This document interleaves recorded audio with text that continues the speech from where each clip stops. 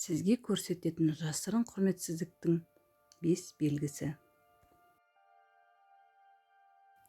Кекететін әзілдер. Сені үнемі әзілдеп кемсітеді. Ал сен оны байқап айтсаң, қойшы мен жай қалжыңдадым ғой деп жауапкершіліктен қашады. Бірақ мәселе әзілде емес, бұл адамдар әзіл арқылы сені төмендеткісі келеді.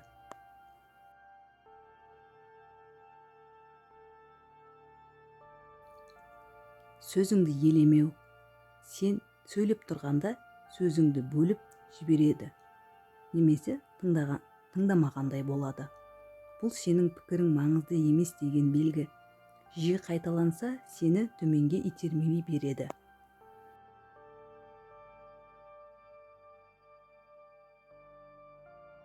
Кеш жауап. Хабарламаларыңа бірнеше күннен соң жауап береді. Ал басқаларға бірден сені күту режимінде ұстайды, яғни сен маған маңызды емессің дегенді көрсетеді. Бұл өз маңыздылығын білдіру тәсілі.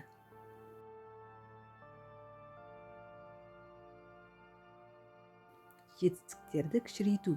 Сен жетістікке жеткенде оны мойындаудың орнына бәрі де осылай жасай алады ғой, онда тұрған ештеңе жоқ дейді. Бұл сенің еңбегіңді жоққа шығарып, сені қуанышыңды құнсыз ету тәсілі.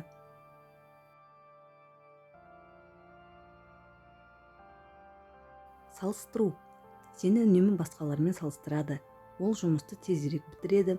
Ол сенен жақсырақ көрінеді. Бұл критиканың астында мынадай хабар бар. Сен төмендесің.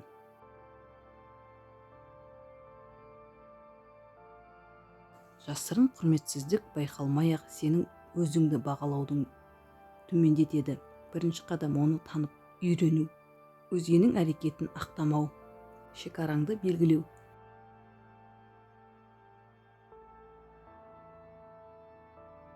Шындық мынада, сен үндемей жүрсең, адамдар бұл әрекетті норма деп қабылдайды. Ал сен шекара қойған сәттен бастап өзіңді жоғалтпай, тек қадірлейтін адамдарға орын бересің.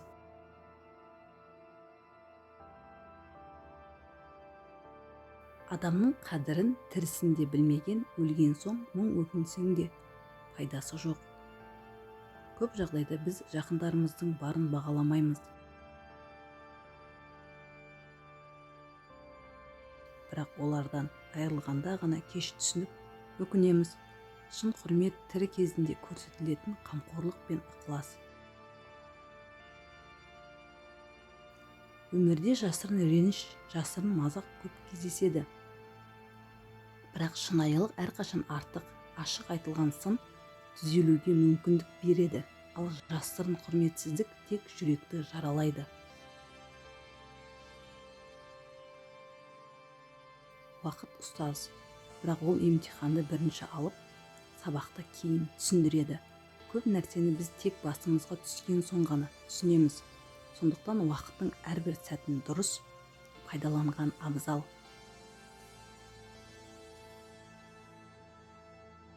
Досыңды сынағың келсе, алысқа кетіп көр. Жауыңды сынағың келсе, жақыннан бақыла. Нағыз достық пен дұшпандық қиын жағдайда, қашықтықта емес, күнделікті қарым-қатынаста ғана анықталады.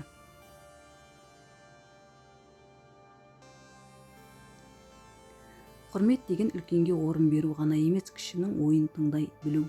Қоғамда көбіне үлкенді сыйлау айтылып жатады, бірақ құрметтің ең биік деңгейі жасы кіші адамның да пікірін ескеріп, адам ретінде бағалау.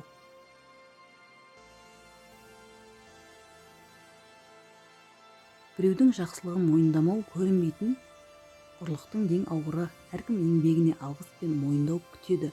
Оны көрмей әдейі жоққа шығару адамның рухын түсіретін ең ауыр әділетсіздік.